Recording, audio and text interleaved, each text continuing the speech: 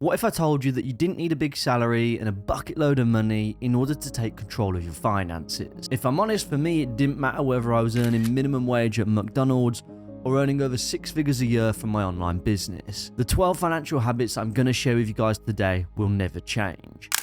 Did you know that roughly 80% of people have made an impulse purchase before, and roughly 40% of all money spent online accounts for impulse purchasing? That's a crazy statistic with some mad spending habits that some people have. One of the best examples of crazy spending habits is actually over the Christmas period, where roughly £1.27 billion is spent on unwanted gifts, with the average unwanted gift being worth about £41. I'm sure you've all had the unwanted deodorant gift sets or the soap and bath sets, depending on what your preferences are. But actually, it's the Gen Z and millennials who supposedly have the least amount of money who actually spend the most money on unwanted gifts. So to stop such unruly spending habits and to stop some of those impulse purchasing decisions, in my own life, I've implemented something called the 2-day rule. The 2-day rule simply practices delayed gratification on spending. And it means that if I find something that I want to buy for myself or perhaps a gift for somebody else, then I wait 2 days in order to make that purchase. And as a result, 3 things will likely happen. First, I'll either forget about it because I didn't really need or want it. Second, I'll reconsider and potentially realize that I didn't then need or want it. Or 3, I'll end up buying it, and if I do, at least it'll be a considered choice that I've made, and the chances are I probably need or want that item that I've bought. I'd probably save myself a few £100 a year from implementing this rule, so be sure to give it a try and see if it stops you from impulse spending too.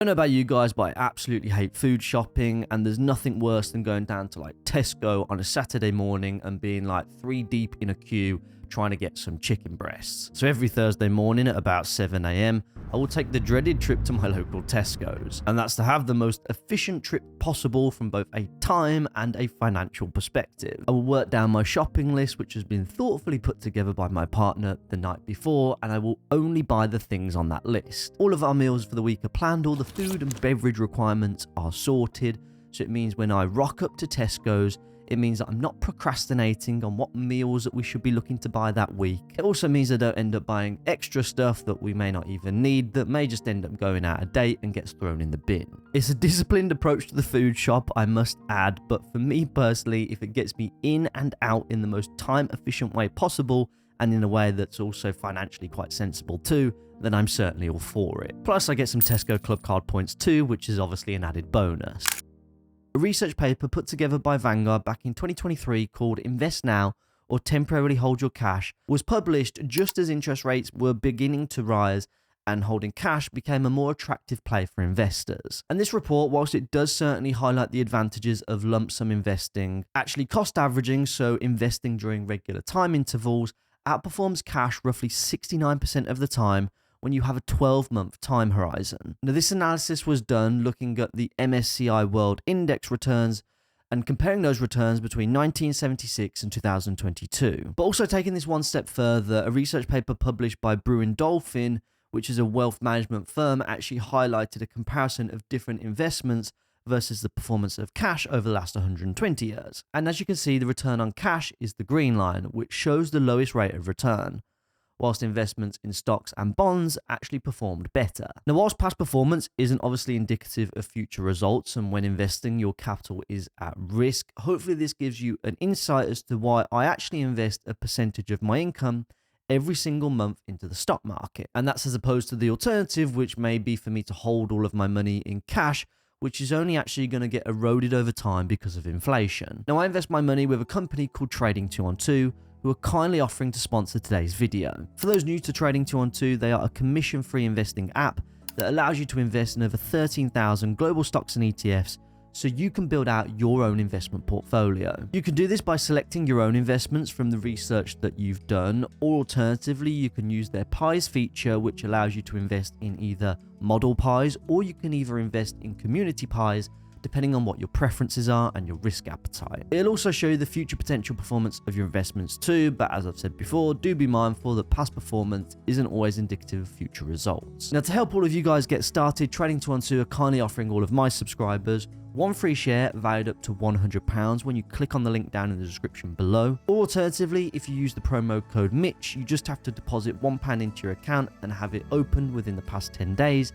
and you can still claim that one free share. So big thanks to Trading212 for sponsoring this video, and with that said, let's get on to the next habit. This has been a big one for me over the years, but I think it's one we can all be a little bit guilty of times, and that's lifestyle creep. Lifestyle creep is when your income increases, you increase your expenses proportionately, so you never actually feel any better off. It can lead to people being in that cycle of living paycheck to paycheck, regardless of whether you're earning 30 grand a year or 130 grand a year. In actual fact, Willis Towers Watson conducted a study back in 2022 which said that roughly 1/3 of Brits actually live payday to payday. Now, I'm sure that's not all down to lifestyle creep. No doubt there are multiple different reasons and components at play here, but I bet lifestyle creep is certainly one of them for sure. So what that looks like for me is, even though now I earn more money than I ever have done before, I actually pay myself less now from my business than what I actually earned from a salary in my banking job. Now, full transparency, that is partly for tax purposes, but also partly because I don't want to start spending that money unnecessarily. Because what that does mean is that it leaves me with more money back in the business, which I can either reinvest back into the business itself, or perhaps reinvest into other business ventures. This one's very personal for me, but one financial habit that I've adopted is to donate money where I can. I'm not going to say too much on here because it's not my story to tell, but over the past 4 or 5 years or so, myself and my partner have made sure that we raise money for charity each year, specifically for children that are affected by cancer. We usually do something once a year. We've completed a couple of half marathons. We did the 3 Peaks Challenge, and we even did a walking challenge in order to raise some money for charities that are close to our hearts. Sometimes I think we can get a little bit caught up in our own finances, and actually there's a lot of people that are far worse off than we could ever imagine. So because of that, we try and do our bit to support some of those charities that can help support those people, whether financially or otherwise. So if you can, do your bit to give back, because it will give you a sense of purpose and satisfaction that no amount of money in your bank account could ever give you. The easiest way I've found to manage my own finances is to automate them so nothing is left to chance. Now for me, I mainly have 5 different bank accounts. I've got an income account, I've then got a spending account, I've got a joint account, a savings account, and an investment account. Now the day my income comes into my income account, it then gets distributed to all of those different account types. It means that I automatically allocate an amount for savings, I allocate an amount for my investments, I allocate an amount to the joint account for the bills and the mortgage, and I also allocate a monthly spending budget too. Now, anything that isn't fully automated, like my pension contributions as an example, I have diarized in my calendar to make sure that I remember to make those contributions every single month. It's kind of helped me adopt that personal finance approach that Warren Buffett once said, which is don't save what's left after spending, but spend what's left after saving. And that approach through automation has helped me really take control of my finances and manage them much more effectively.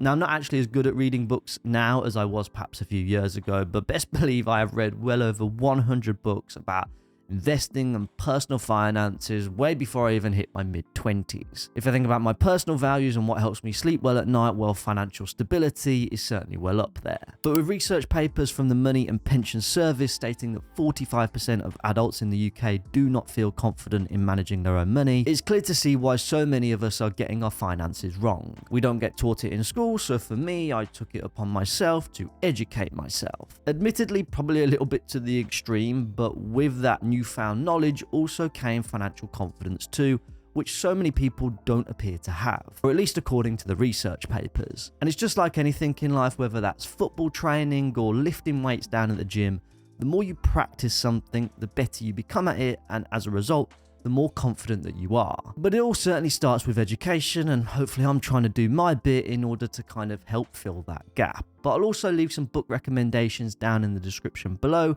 just in case you're interested.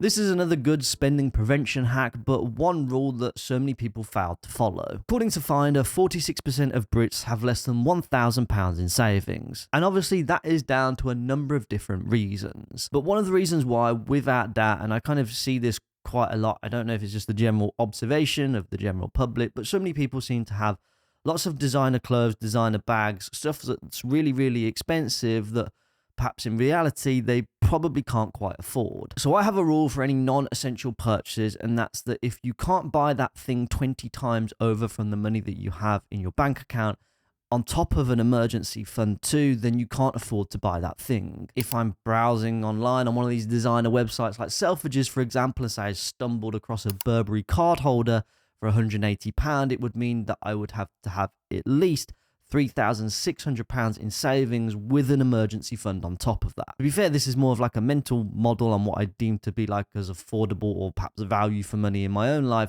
But I think probably that kind of 20x rule should perhaps even be 50x. Ultimately, you'll do what works best for you based on your own financial rules that you've set within your own life. But for me personally, I will only ever spend a small percentage of my overall savings on perhaps more expensive purchases. And if a big purchase equals a big percentage of my savings, then that's not going to be a purchase that I'm going to make.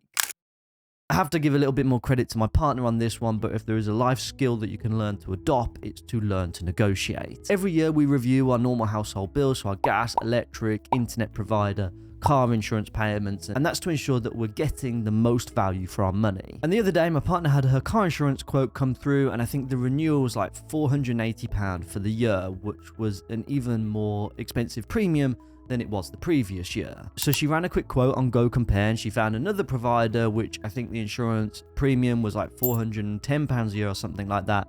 So she called back the existing provider that she was with and said, I've got another quote for £410. They immediately dropped the price of that quote back from £480 to £410, saving her, like 20% on that renewal payment alone. That quick phone call saved 70 odd quid, which might not seem a lot for that year's worth of premiums, but if you multiply a £70 saving for the 60 plus years that you're fit and able to drive, then that works out to be quite the pretty penny. Over the 7 years that I was in full-time employment in banking, doing some fag packet maths, let's say that excluding like 1 year for lockdown, let's call it 6 years, I think I spent averaging probably 4 days a week in the office. I've probably visited the office about 1,248 times. Now, if I went out every single day whilst I was working in the office and spent just a fiver, in total over that 6-year period, I would have wasted £6,240 whilst I was in full-time employment. It's easy to look back on that now and think, God, I saved a hell of a lot of money, and I'm certainly glad I did, but it just goes to show the importance of finding cheaper alternatives where you possibly can in order to save you a huge amount of money over the long term, because those small expenses really do add up. So for me, taking a packed lunch to work seemed like the most sensible option.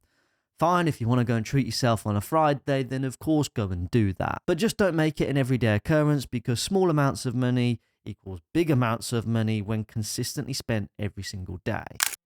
Now, you might be thinking, what on earth has exercise got to do with financial habits? But natural fact is absolutely everything, because without your health, any amount of wealth becomes absolutely meaningless. I mentioned this a little bit earlier on, but this year I've done 2 half marathons, so running has pretty much become part of my weekly routine. It gets me away from the laptop, it gets the blood flowing, it allows me time to think and reflect, and then return to my desk feeling a little bit more productive. And actually, according to the Journal of Labour Research, people who exercise regularly were found to earn 6 to 10% more than less active colleagues. Now, I'm not quite sure that it works out quite simplistically as doing a little bit of exercise equals a pay rise, but I am sure that there is perhaps a link between those who strive for excellence and high performance within their personal life to those people and how they apply themselves in their professional lives too. And obviously I can only speak for myself, but I found it incredibly useful. Whether there's a financial link there or not, I don't know.